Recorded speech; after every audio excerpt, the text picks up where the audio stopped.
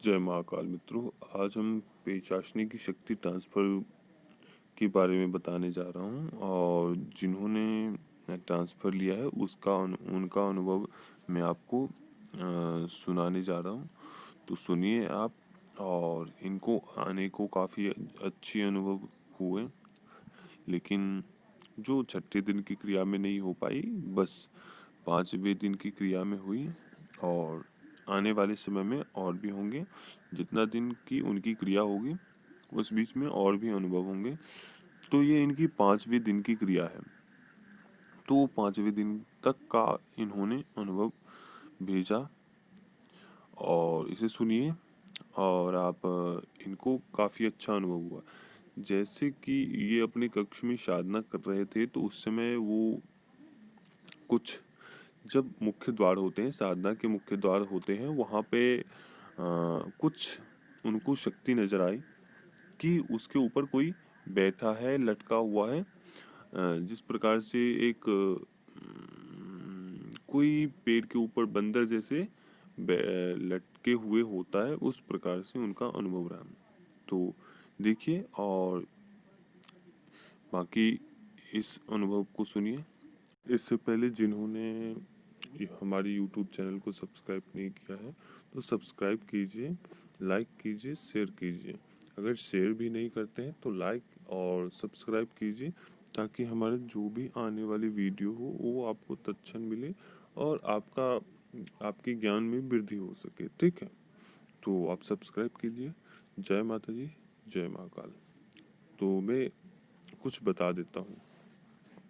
मैं पिचासनी शक्ति के बारे में कुछ बता देता हूँ आपको कि पिचासनी शक्ति किस प्रकार से होती है और इनका क्या कार्य होता है, इनकी क्षमता क्या होती है और क्या क्या ये कर सकते हैं।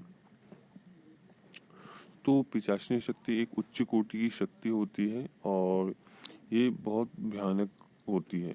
तो ये एक योग्य साधक को दिया जाता है, माता के भक्तों को ही दिया जाता है।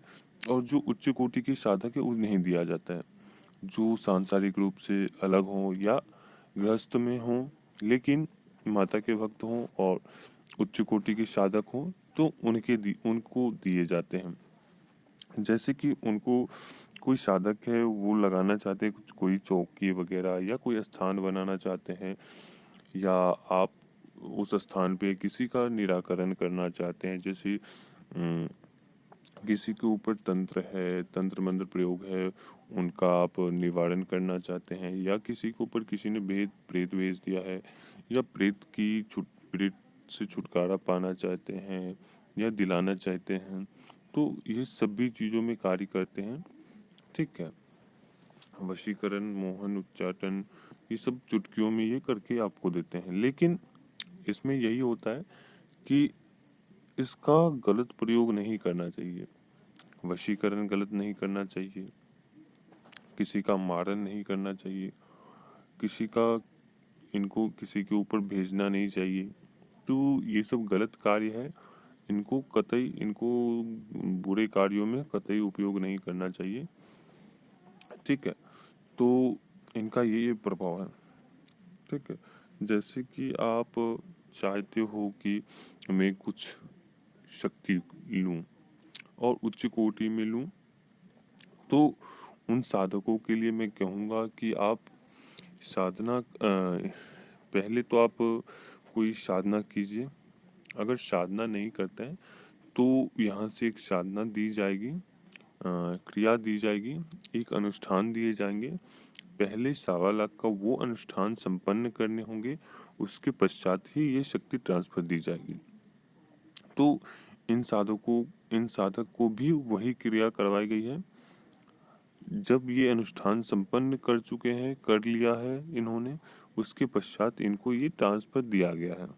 और इनका केवल 5वें दिन का अनुभव है। पहले दिन से अनुभव होना चालू हो गया था, ये 5वें दिन तक का अनुभव डाला है। और जो भी अगर आगे आएंगे वो भी अनुभव डाले जाएंगे यूट्यूब के ऊपर। तो इसमें ये होता है कि साधक को बताना नहीं होता कि शक्ति कौन सी शक्ति मैंने ली है। और अगर वो किसी को बताते हैं तो वो शक्ति उसी क्षण, उसी पल वो वहाँ पे छिन्न हो जाती है। ठीक है, तो जिनको भी ट्रांसफर दिया गया है वो शक्ति के बारे में किसी को ना बताए कि हमारे पास फलानी शक्ति है, मैं इस शक्ति के द्वारा कार्य कर रहा हूँ। ठीक है, तो ये उनका गुप्त होना जरूरी है। तो सुनिए इनका अनुभव। जय माता दी, जय महाकाल, जय मां मशानी। सभी खुश रहे, मैं ऐसी कामना करता हूँ माता रानी से। आशीर्वाद। जय माता दी। मैं आशीष, आपका शिष्य गुरुदेव। मैंने जो शक्ति आपसे ट्रांसफर ली थी, मैं आज आपको उसका 5वें दिन से लेके पहले दिन से लेके 5वें दिन तक का अनुभव बताने जा रहा हूँ। पहले दिन जब मैं साधना कक्ष में अपना सामान लेकर, सामग्री वामग्री लेकर सब गया, मैंने देखा कि जैसे मैं साधना करने बैठने के बाद मुझे ऐसा लगा कि मुझे कुछ खुशबू आने लगी और मुझको ऐसा लगा कि कोई मुझे देख रहा है। फिर मैंने कहा जाने तो, क्या पता मेरा वहम है। उसके बाद जब मैं वहाँ क्रिया करता रहा तो मुझे खुशबू आने लगी। आने के बाद मुझे ऐसा लगा कि ये शक नहीं, ये हकीकत है कि कोई मेरे आसपास है। तो फिर मेरा जैसे साधना संपन्न हुई, जो भोग रखा हुआ था मैंने वहाँ मांस, मछली, मदिरा, मिठाई, जो सब चीजें थी, जो सामग्री थी वो मैंने वहाँ रखी। तो वो मेरी साधना संपन्न हुई तो मैं साधना कक्ष से सामान छोड़कर अपने घर की ओर जाने लगा। घर की ओर जब गया तो वहां से आने के बाद जब अगले दिन मुझे साधना कक्ष में जाना था तो मैंने उस भोग देखा कि मैं इसको रखाता हूँ। तो उसमें से शराब जो मैंने रखी हुई थी वो पूरी शराब गायब थी और मिठाई का एक टुकड़ा उसमें से गायब था। तो जब मैं बैठा दूसरे दिन मुझे ऐसा लगा कि दूसरे दिन में जब बैठा, मैंने जाप अपना शुरू किया। जाप शुरू करने के बाद गुरुदेव, मेरे को फिर ऐसे लगा कोई है।